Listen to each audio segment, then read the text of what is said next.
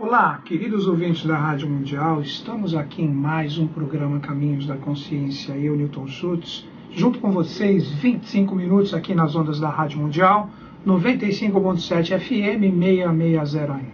No comando do som, Evaldo, junto conosco, Paulo filmando, postando no YouTube posteriormente este programa, para que você possa ouvi-lo de novo, que você possa vê-lo, porque é uma filmagem, e com isto nós vamos passando, de acordo com as nossas possibilidades, o conhecimento esotérico adiante. Para quem não me conhece, está me ouvindo pela primeira vez, meu nome é Newton Schultz, eu sou membro da Sociedade Brasileira de Eubiose. No programa Caminhos da Consciência, eu procuro trazer, de acordo com o meu conhecimento, o legado do mestre brasileiro, o professor Henrique José de Souza, ilustre baiano, nascido na cidade de Salvador em 15 de setembro de 1883. Ele não está mais entre nós, ele faleceu com 80 anos de idade no ano de 1963. Neste programa, Caminhos da Consciência, eu, Newton Schultz, procuro trazer para você que me prestigia, para você que prestigia o trabalho como um todo, porque eu posso estar aqui na frente, mas o trabalho é um trabalho que a Rádio Mundial tem o apoio, as pessoas que operam o som, hoje está o Evaldo ali, o Paulo que coloca no YouTube para você poder assistir, e se torna um programa atemporal, porque você pode estar ouvindo esse programa agora, ele já pode ter sido postado há vários meses ou mesmo até anos, mas esse conhecimento é o conhecimento que perdura, é o conhecimento que nós chamamos de Gupta Vidya. Essa palavra do Oriente significa o conhecimento preservado através desse trabalho dos grandes seres que se doam para a humanidade, que são os avataras, os manus, os bodhisattvas, que nós conhecemos popularmente como Krishna, Jesus, Buda e todos esses grandes seres que na história humana sempre vêm trazer um reciclar e um renovar. E nesse programa eu procuro, de acordo com a minha possibilidade, sujeito a erros, porque eu coloco a minha interpretação, eu procuro colocar para vocês várias visões do que eu tenho condições de entender desse legado maravilhoso do professor Henrique José de Souza.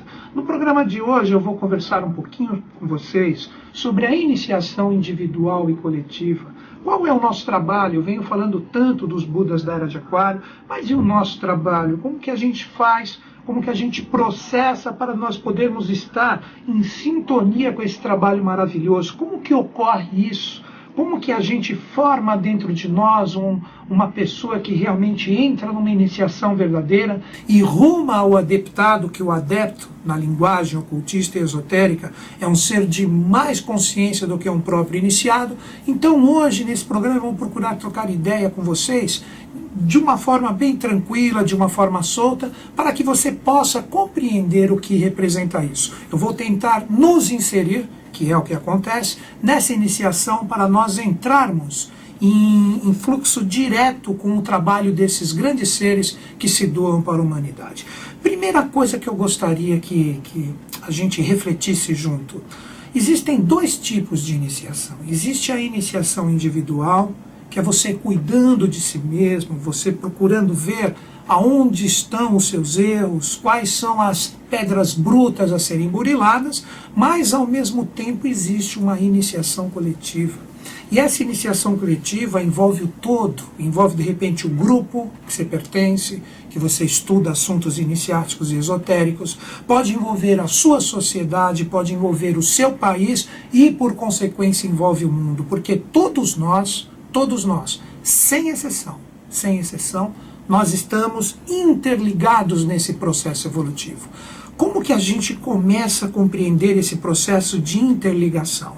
Todos os grandes mestres dizem que todos nós, seres humanos, somos como uma grande corrente, uma corrente fechada, uma corrente que se chama evolução. Quando um elo dessa corrente se parte, independente do tamanho que ela tenha, quilômetros, milhares de quilômetros, ou mesmo alguns metros, ela se torna uma corrente partida, ela deixa de ser uma corrente e ela se torna duas. Então nós vamos entender que da mesma forma ocorre a nossa iniciação. Na era de Aquário, essa era nova, nós vemos tantas coisas acontecendo, principalmente nesse ano de 2013, né? Eu falo e eu defendo, a gente vê seres de proeminência, independente de você estar em convergência ou divergência com esses seres, nós tivemos a saída do Papa Ratzinger, nós tivemos também agora o falecimento do Hugo Chávez, uma peça importantíssima nesse projeto América do Sul. Então nós vamos entender que, de uma forma, mesmo que inconsciente para a maioria de nós, a grande lei, através desses grandes seres, desse governo oculto do mundo, ela vai fazendo e vai adequando para que o nosso país, a América do Sul e o mundo como um todo esteja se adequando para todas as realidades sublimes, o qual nós, seres humanos, através dos nossos esforços, nós vamos ter condições de presenciar. Óbvio, isso é um fato.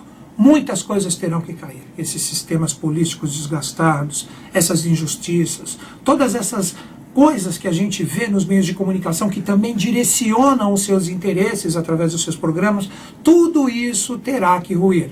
Terá que existir uma verdadeira valorização do ser humano no seu sentido individual e também coletivo. E existe um governo oculto do mundo que está fazendo tudo para que as coisas aconteçam. E como eu sempre defendo, eu, Newton Schultz, nesse programa, o momento agora é o momento Brasil. Tudo está apontado para cá. Todo esse caldeamento racial que nós temos aqui no nosso país, ele possui um porquê. Todas as experiências através do sangue que corre no sangue de todos os brasileiros, que traz todas as etnias, todas as raças, todas as civilizações dentro de si, faz com que esse Buda da Era de Aquário que aqui se manifeste, ele fale a língua portuguesa e tenha todos os seus esteios e as suas raízes aqui no Brasil. E esse trabalho quem fez foi o professor Henrique José de Souza, que fundou a Sociedade Teosófica Brasileira, que hoje é chamada de Sociedade Brasileira de Eubiose. E quando você adentra num colégio iniciático como esse, você começa a entender as verdades do ciclo, você começa a se conectar em coisas que normalmente estavam ocultas para os olhos profanos, e essas verdades do ciclo, elas iniciam a vibrar dentro de você. Daí que você começa a ter o seu salto hierárquico. E esse salto hierárquico, quando eu falo hierarquia no programa Caminhos da Consciência, estou falando de estado de consciência. Então, hierarquia representa você subir através dos seus esforços, através de tudo que você tem dentro de você para ser realmente um ser humano melhor e trabalhar em prol do aprimoramento do mundo como um todo. Quando você desenvolve esse estado de consciência, você galga nessa pirâmide hierárquica. Quando eu digo essa pirâmide hierárquica, vamos começar a entender esse processo. Por que nós estamos todos interligados? Tudo possui essa interligação através de Deus. Como assim através de Deus? Independente do nome que for dado para os deuses, você chame de Brahma, você chame de Shiva, você chame de Osíris, você chame de grande arquiteto do universo, não importa o nome que você dê. Existe uma fonte que é a fonte única, que é a fonte primordial de tudo e de todas as coisas. E essa fonte, independente do nome que você dê, ela representa o cume dessa pirâmide hierárquica. E esse pico, esse cume dessa pirâmide hierárquica começa através da sua manifestação, através das projeções da sua própria consciência, começa a formar uma grande pirâmide, até que chega na parte da base da pirâmide, que esta base representa o quê? Representa exatamente o povo, representa nós que estamos aqui. E quando eu falo de hierarquia, estou falando de realidades divinas, de consciências. Então vamos entender como que funciona esse processo. Normalmente, a gente utiliza hoje, na Sociedade Brasileira de Eubiose, a palavra que se chama tulco. Vamos entender o que representa o tulco ou o tulcoísmo. Se nós pegarmos a raiz do Oriente, um tulco representa uma reencarnação consciente de um ser especial. Ou seja, um ser especial que reencarna de forma consciente num local, numa determinada família, para que através do local onde ele se manifeste, ele seja reconhecido e ele retorne a recuperar todas as experiências dos processos reencarnacionistas, o qual a ele está ligado, no seu sentido de passado. Um exemplo disso, a própria sucessão dos Dalai Lamas no budismo. Quando você pega o budismo tibetano, nós temos, né, esse último Dalai Lama, o 14º, que representa exatamente a reencarnação ou a ligação da sua individualidade com todos os seus antecessores. Por isso que quando você pega, tem até um filme, né, que se chama Kundun, recomendo esse filme para vocês conhecerem a história desse 14º Dalai Lama. É um filme fácil de achar, né? Ele é colocado como uma criança, quando ele é reconhecido, à frente dos seus pertences. E ali ele tem que reconhecer os pertences que ele tinha na sua reencarnação anterior, o qual a sua individualidade estava ligada. Então ali ele acaba reconhecendo e ali se atesta que ele é um tulco ou uma projeção de todas aquelas reencarnações anteriores. Então, quando você pega o 14º Dalai Lama, você pode dizer que ele está ligado ao 13º, 12º, 11º, etc., até chegar no primeiro. O que muda é a personalidade de cada um, devido ao local onde está. A personalidade é uma coisa, a individualidade é outra. A personalidade está ligada ao jeito da pessoa trabalhar e burilar a sua alma, seu pensar, seu sentir, as situações o qual está envolvido. Mas a individualidade, a centelha espiritual é a mesma que está nesse ser e também há outros. Só que aí, quando a gente estuda, de repente, os ensinamentos de um ocultismo, de um esoterismo, com S, o conhecimento teosófico hoje, chamado de conhecimento eubiótico, a gente precisa compreender que o processo do tulcuísmo envolve muito mais consciências. Como assim? Deus, como eu havia falado no início do programa, que está no cume dessa pirâmide, quando ele resolve se projetar nesse sentido tulcuístico, o que ele faz? Ele lança os seus 7 diretos, ou 7 anjos da presença de Deus, os 7 anjos no trono de Deus, os 7 anjos que tanto são falados do dia da semana, os planetários, não importa o nome ou a nomenclatura. Então são 7 extensões do próprio Deus. E essas 7 extensões que estão ligadas ao Deus, o que ele representa? Ele representa que essas 7 consciências são os 7 primeiros tulcos universais. Eles são tulcos do próprio Deus. Mas não para aí. Aí que mora o segredo para você interpretar o que é o tulcuísmo. Deus é uma unidade que se manifesta de uma forma trina. Dele saem 7 consciências. Dessas 7 consciências saem mais 7 de cada uma, originando o número 49. E dessas 49 consciências se projetam mais 7 de cada uma, formando o número 343. Então, se você visualizar, isso que eu estou falando para vocês, seria que de uma unidade sai 7, desses 7 saem 49, desses 49 saem 343, até que você chegue na diversidade que nós temos no planeta. Este é o segredo da pirâmide. Então, quando a gente vê a pirâmide como símbolo utilizado por todas as civilizações antigas, utilizadas pelos maias, pelos astecas, pelos incas, utilizada pelos egípcios, utilizadas por várias civilizações do Oriente, todas as pirâmides, elas trazem na sua base o cerne desse conhecimento. Então, quando a gente compreende isso e a gente entra numa verdadeira iniciação, então a gente compreende que nós estamos sempre atrelados a outros 6, formando 7, e desses 7, o qual você está incluso no meio deles, vocês estão rumando para uma consciência unitária.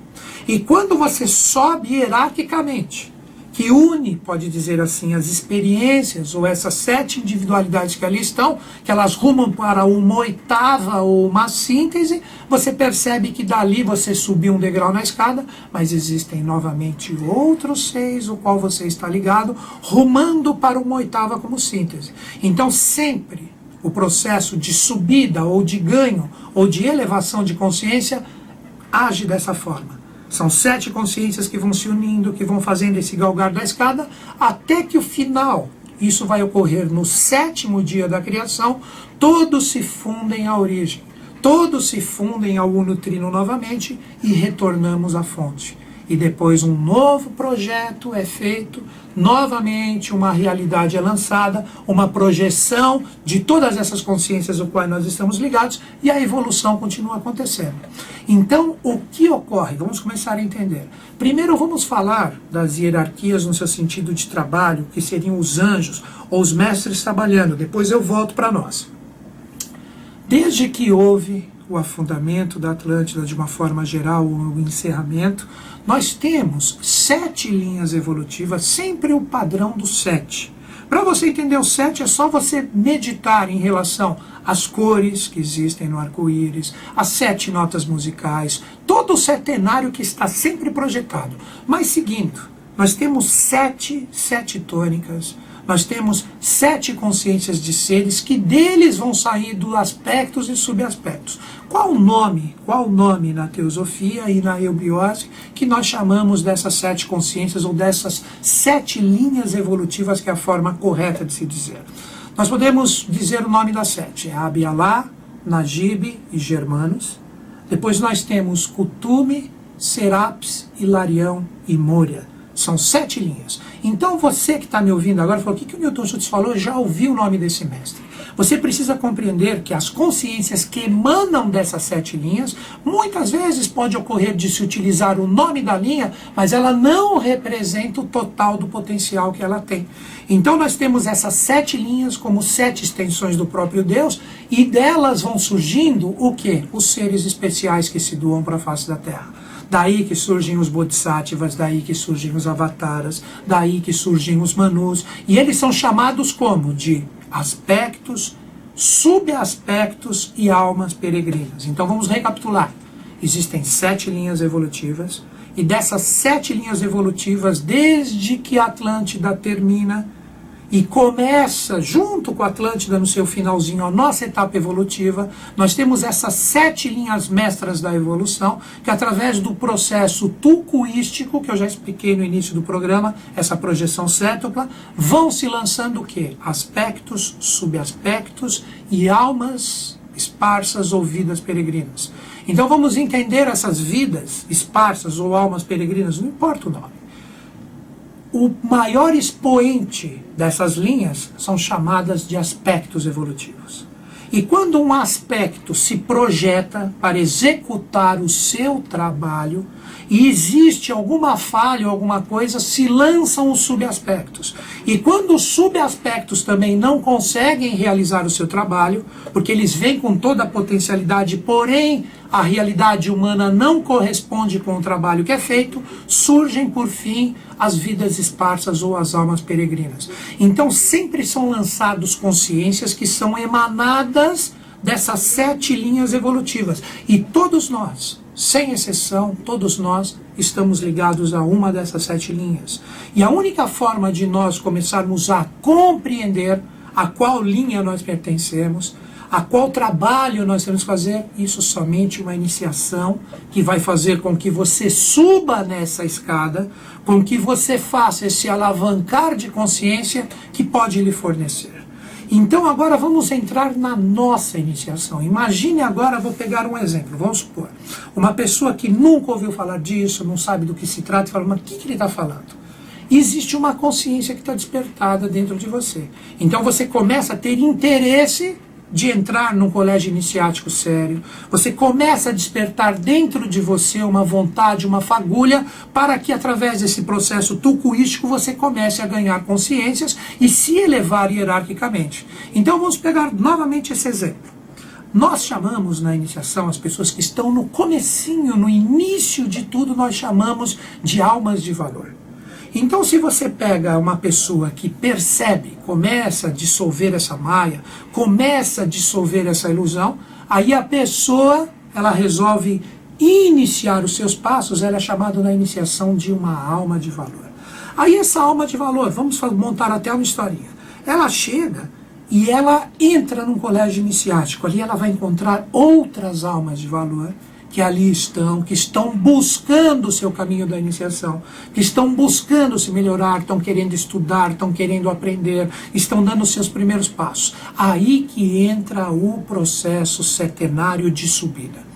Se 7 pessoas, 7 almas de valor, que acabaram de chegar no colégio iniciático, elas realmente começam a vibrar o sentido de conquista de uma consciência que elas sentem, elas pressentem nesse lugar onde elas estão, surge um discípulo. Então, um discípulo representa o resultado da consciência de 7 almas de valor. E o que é um discípulo? aquele que percebeu no lugar onde está que existe realmente um mestre ou uma consciência ali que deve ser seguida, que deve ser estudada. Então o discípulo é aquele que segue, é aquele que percebeu que ele tem condições de melhorar, de ganhar consciência se ele se manter firme e fiel no caminho que ele escolheu. Então esse discípulo ele acaba impactando em 7 almas de valor. E isso que envolve a iniciação coletiva. Então você pensa que você está ali individualmente, mas tudo é causal. Não existe o acaso. Se você acredita em acaso, você não entende a principal lei, que tudo tem uma causa, uma lei e o próprio efeito em si. E quando você está num colégio iniciático, se você chega ali com uma alma de valor, se 7 consciências se juntam de você, um verdadeiro discípulo irá inspirar todas essas 7 almas de valor. Então existe através desse primeiro degrau já uma elevação hierárquica. Agora vamos falar do discípulo, aquele que inspirou 7 almas de valor. 7 discípulos que realmente reconhecem o mestre, estão ali no colégio, estão firmes, estão procurando se aprimorar, eles realmente estão no discipulado do caminho o qual eles resolveram seguir. Esses 7 discípulos, eles são inspirados por um iniciado. Então a consciência de um iniciado, que iniciação você não compra, iniciação não tem como você conquistar a não ser através dos seus próprios esforços. Não tem como você chegar e se considerar um iniciado se você mesmo, através de várias barreiras, através de várias provações, desafios que chegaram a você, você não supera essas etapas e você não se mantém firme.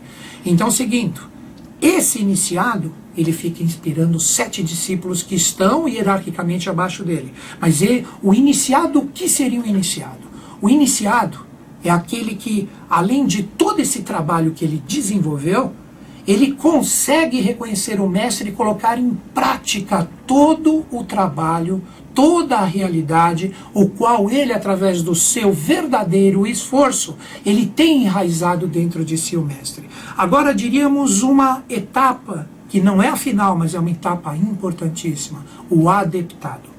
7 iniciados que já possuem o mestre dentro de si e trabalham em prol dele, podem formar e são inspirados por um adepto. Um adepto é um ser especialíssimo. E um adepto, ele possui 5 graus que ele pode atingir. O primeiro, o adepto de um primeiro passo, que se chama Arhat, é o adepto do primeiro grau. O adepto que conquista todas as suas etapas, que é um ser muito especial, que ele conseguirá formar Budas e Bodhisattvas, ele é um adepto de 5º grau. E isso, todos esses valores, através das suas possibilidades, vocês têm condições de procurar tentar entrar nesse caminho hierárquico para se fundir novamente a Deus através de colégios iniciáticos de valor. Se você se interessou, se você acha bacana essa linguagem que eu falei para você, você pode acessar a Sociedade Brasileira de Eubiose onde você estiver no planeta. Mande um e-mail para mim, o meu e-mail é caminhos2005@terra.com.br. Você pode fazer a iniciação da eubiose por correspondência. Então você vai ter os seus custos, óbvio, mas eu encaminho o seu e-mail diretamente para o setor responsável e eles entram em contato com você. Eu mesmo, Newton Schultz, eu estou sendo o instrutor de 2 departamentos, o departamento da Moca e o departamento do Sumaré, aqui em São Paulo, capital. Um na Zona Leste e um na Zona Oeste. A iniciação ocorre de terça ou quarta-feira, às 20 horas. Manda um e-mail para mim, que eu te passo todos os dados para você entrar em contato, para você poder entrar nesse verdadeiro caminho da iniciação. Meu e-mail, caminhos2005@terra.com.br. Queridos ouvintes, agradeço Evaldo, aí agradeço o Paulão. Que os Budas da Era de Aquário estejam presentes em nós, estejam presentes no Brasil, estejam presentes no mundo. Um grande beijo na mente e no coração. Até o próximo sábado.